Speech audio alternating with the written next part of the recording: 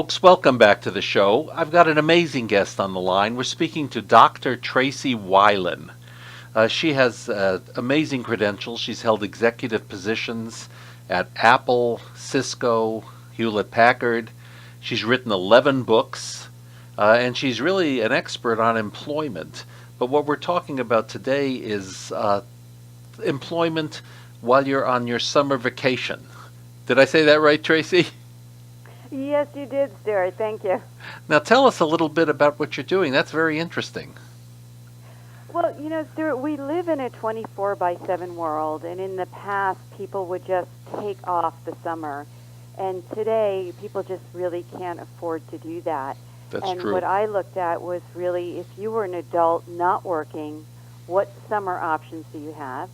If you are an adult working, and you are planning maybe your future career, your Encore career, what options do you have over the summer? And if you're a college student and you're still looking for a placement perhaps, you didn't get an internship, what options do you have? So my question is it time for a summer vocation while having a vacation? Well, I've always done that myself. I mean, I'll go on a vacation, I'll go to Las Vegas, and I go to the casino, and I go to work. No, but seriously, what ideas do you have? What suggestions that people could do? Well, I think if you're an adult and you are working now, you probably can't take off the summer, but you can certainly start to explore what I call the Encore Career. And the Encore Career is when you may be working for a company or an industry, and they say it's time to retire. And it might be at 60, it might be at 65, it might be at 55, but you're not ready, or you may not be able to afford to retire. And so adults are using the summer to really explore next careers. An interesting idea that I came across was something called the Vocation vacation. That's a very good term. I like that. You can take a vacation, you pay, but what you do is you shadow someone else in another career, such as a farmer, a filmmaker, a bakery, a distiller. A stripper? Well, it's your choice. But the idea is you can spend vacation time right. exploring, That's and a good not idea. just lying out on the beach, but doing something else. That's a good idea. It really is. Of course, some of the jobs you're going to get are be kind of menial, though, wouldn't they? Well, no, actually, it's so, I live out in Silicon Valley, and a lot of people envision wanting to run a winery as part of their, Encore career, maybe move to Napa Valley, and you could go and shadow a winemaker. I have a lot of colleagues who have spent the summer shadowing chefs in restaurants to determine if they do want to become, a chef as a future career, or is it just a passion that they want to do on weekends? Sure. So I think there are some, I think if you're thinking about running a business, it's always a good idea to put yourself in those shoes so you really understand all the facets of the business before you jump in. And I guess you could also, businesses are really looking for interns, so it could give you a chance and help them at the same time. Right. Now, for college students, I'll just flip that switch on.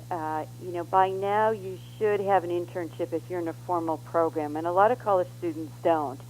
And so my suggestion is create your own internship. So reach out to friends and family, look at local businesses, offer to volunteer perhaps to get experience, because the whole idea of the internship is to add experience to your portfolio so that you can apply for jobs. So maybe you don't have a full-time career path in the plan, but you can experience. Sure, and and I'll it'll tell you, give you an edge on someone who has no experience. It'll certainly give you an edge. Absolutely. Can't hurt. And, I met a woman who's an executive vice president of a food chain. Okay. And she said that really what she did for every summer was take on different jobs at local fast food companies. Whether it be McDonald's or Burger King, and she figured out by gaining experience in all of these different places that there was a career there, and now she's actually executive vice president of a very prominent fast food chain. So I wouldn't, not look at what some people might say, oh, that's too menial. That's Not very at all. interesting. Yeah, a friend of mine's daughter a few years ago was actually offered an executive job at Waffle House.